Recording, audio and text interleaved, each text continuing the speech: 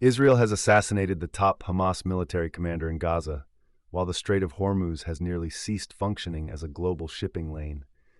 Two seismic developments unfolding simultaneously across the Middle East. The Israel Defense Forces announced the targeted killing of Izz Al-Din Al-Haddad, commander of the Al-Qassam Brigades and the senior Hamas military leader in the Gaza Strip.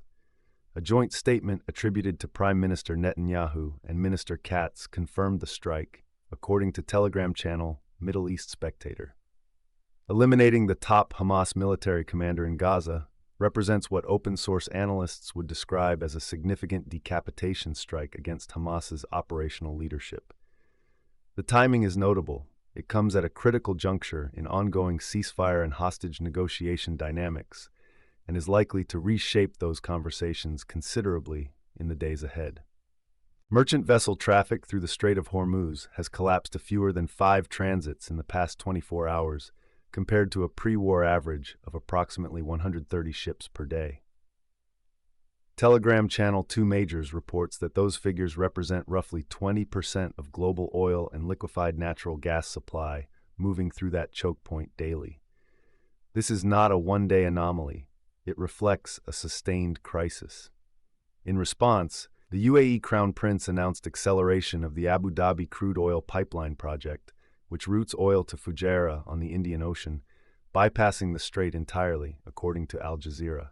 However, analysts note this infrastructure covers only UAE exports and cannot offset disruption for broader Persian Gulf producers. Secretary of Defense Hegseth signed a memorandum canceling the planned deployment of a long-range missile battalion to Germany, withdrawing the headquarters overseeing those capabilities from Europe, and canceling an armored brigade rotation to Poland and the Baltic states, with some soldiers already in Europe now being recalled.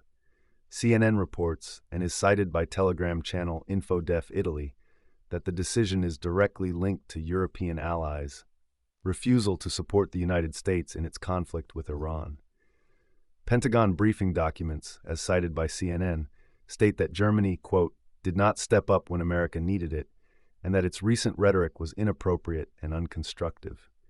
This is a concrete, not rhetorical, reduction of U.S. forward military posture inside NATO Europe. Hezbollah launched at least 10 drones from Lebanese territory toward the Galilee Panhandle in a single hour, with impacts recorded in the towns of Kiryat Shmona and Metula.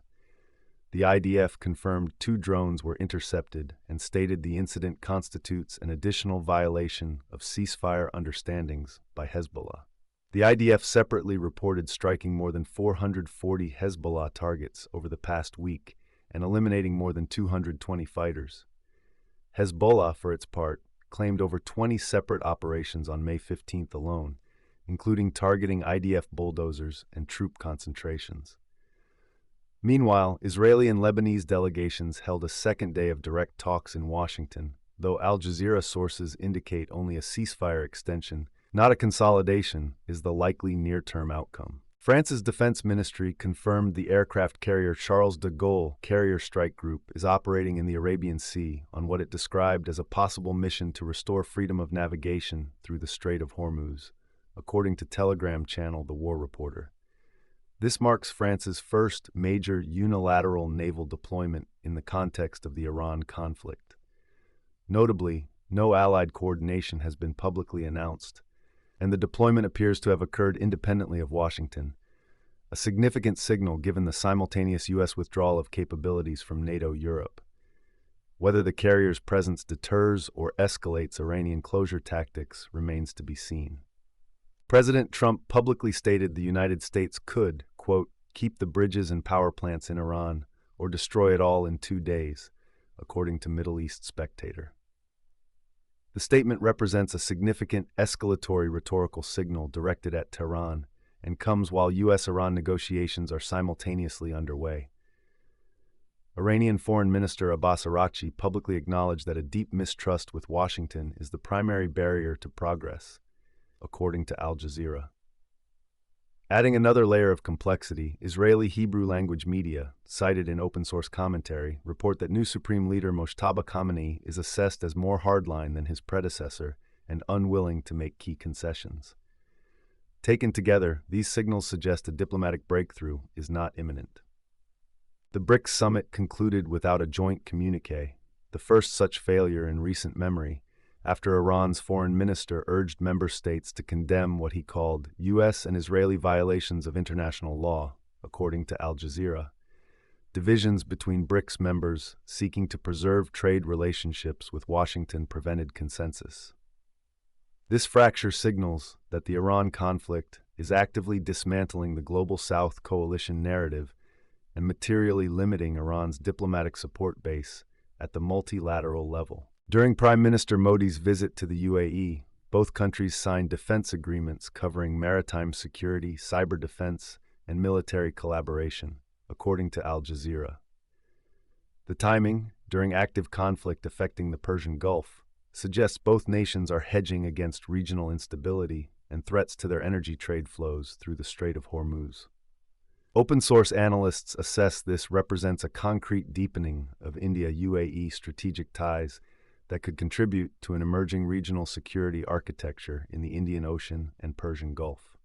The commander of the Canada-led NATO brigade in Latvia told Defense News that, quote, "Nothing on the other side of the border can take out this brigade," signaling a claimed shift from a symbolic tripwire posture to a credible forward defense capability.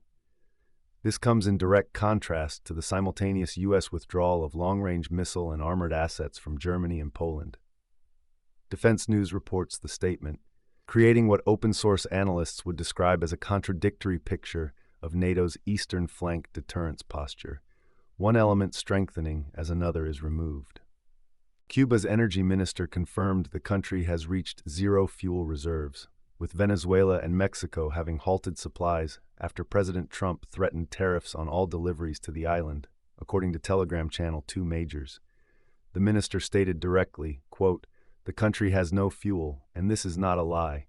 Our economy has hit rock bottom." Protests are reported on the island. This represents a complete economic collapse driven by U.S. economic pressure and signals significant potential for political instability in Cuba. Ukraine's presidential office, Deputy Head Pavlo Palisa, confirmed new negotiations with RTX, formerly Raytheon Technologies, to accelerate Patriot missile supply and enable repair of damaged systems inside Ukraine, according to Telegram channel RFU English. The focus is on speeding missile deliveries and enabling in-country servicing to reduce turnaround time for battle-damaged systems. This is operationally significant, given Russia's sustained air campaign targeting Ukrainian air defense infrastructure. 8 Pakistani soldiers were reportedly killed when Tehrik-i-Taliban Pakistan fighters stormed a border outpost in a nighttime raid, according to a single Telegram source, Intel 24/7. This report remains unconfirmed by Pakistani military authorities as of this brief. If accurate, it underscores the continued deterioration of Pakistan's security situation along the Afghan border, where TTP attacks have intensified through 2026, and erosion of state control in border regions continues. Strategic assessment. First, the economic picture. The near-total shutdown of Strait of Hormuz traffic, fewer than 5 vessels versus a normal 130 per day, per 2 Majors, is the single largest immediate economic shock in this digest. With 20% of global oil and liquefied natural gas supply at risk, energy markets are under severe upward pressure. The UAE's acceleration of its bypass pipeline, reported by Al Jazeera, provides only partial relief for Gulf Arab exporters.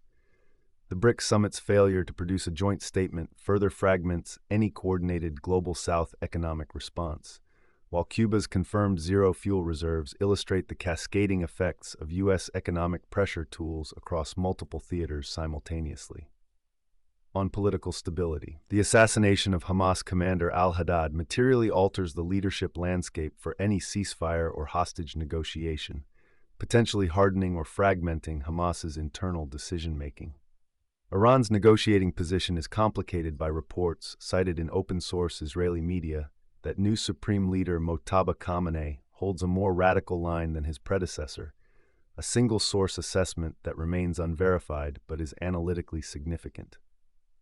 The U.S. withdrawal of military assets from Europe, framed by the Pentagon as a direct consequence of German behavior per CNN, is generating acute political pressure on European governments, to either repair the relationship with Washington or accelerate their own defense spending and coordination, and the wider geopolitical consequences. The simultaneous U.S. military drawdown from Europe and unilateral French carrier deployment to the Arabian Sea illustrates a fracturing of Western strategic coherence. NATO's eastern flank deterrence against Russia now rests more heavily on European-led formations, the Canada-led Latvia Brigade per Defense News, even as Washington reduces its forward posture. On the Iran front, Trump's public threat to destroy Iranian infrastructure within 2 days, combined with Iran's acknowledgement of deep negotiating mistrust per Al Jazeera, makes a diplomatic breakthrough unlikely in the near term. Watch in the next 7 to 14 days for whether the Charles de Gaulle Group attempts any active freedom of navigation operation through Hormuz, whether Israel-Lebanon-Washington talks yield even a ceasefire extension, and whether Hamas's command structure visibly fractures following the Al-Haddad killing.